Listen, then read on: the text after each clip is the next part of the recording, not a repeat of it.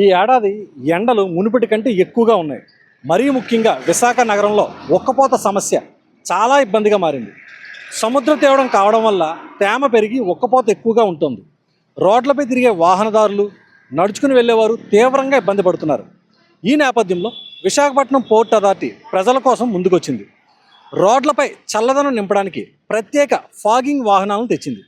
ఈ వాహనాలు గాల్లోకి అతి సన్నని నీటి తుంపరలను చల్లుతాయి. ఇవి గాల్లోని వేడిని లాగేసి పరిసరాలను వెంటనే చల్లబరుస్తాయి.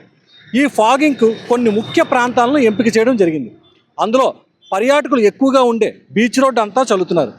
ఆర్కే బీచ్ నుండి అప్పుగర్ ప్రాంతం వరకు కూడా ఫాగింగ్ చేస్తున్నారు. అదేవిధంగా నిత్యం వేలాది మంది ప్రయాణికులు తిరిగే ప్రాంతం రైల్వే స్టేషన్, ఇంకా ప్రజల రాకపోకలు ఎక్కువగా ఉండే ఇతర ప్రధాన రోడ్లలో నీటి తుంపర్లు చల్లుతున్నారు. ప్రతిరోజు ఎండ తీవ్రత ఎక్కువగా ఉండే సమయం ఉదయం 11 గంటల నుండి మధ్యాహ్నం 3 గంటల వరకు ఈ చర్యలు చేపడుతున్నారు. ఈ విధంగా వాటర్ ఫాగింగ్ చేయడం వలన కొన్ని లాభాలు కూడా ఉన్నాయి. అవి ఎలా అంటే, బైకులపై వెళ్ళే వారికి ఈ చల్లటి జల్లులు ఎంతో హాయిని ఇస్తాయి. ఇంకా ఎండ వేడిని తగ్గించడం ద్వారా వడదెబ్బ తగలకుండా చూస్తుంది. అంతేకాకుండా బీచ్ రోడ్డుకి వచ్చే పర్యాటకులకి ఎండ వేడి తీవ్రమైన ఉక్కపోత నుండి కొంత ఉపశమనం కలుగుతుంది. తద్వారా పర్యాటకానికి మేలు జరుగుతుంది. ఇంకా ఏంటంటే, బీచ్ రోడ్లో సాయంత్రమే కాకుండా మధ్యాహ్నం కూడా బీచ్ పరిసరాల్లో తిరగడానికి వీలవుతుంది. సామాజిక బాధ్యతలో భాగంగా ప్రభుత్వ సంస్థలు ప్రజల ఆరోగ్యంపై శ్రద్ధ పెట్టడానికి ఇది ఒక మంచి ఉదాహరణ.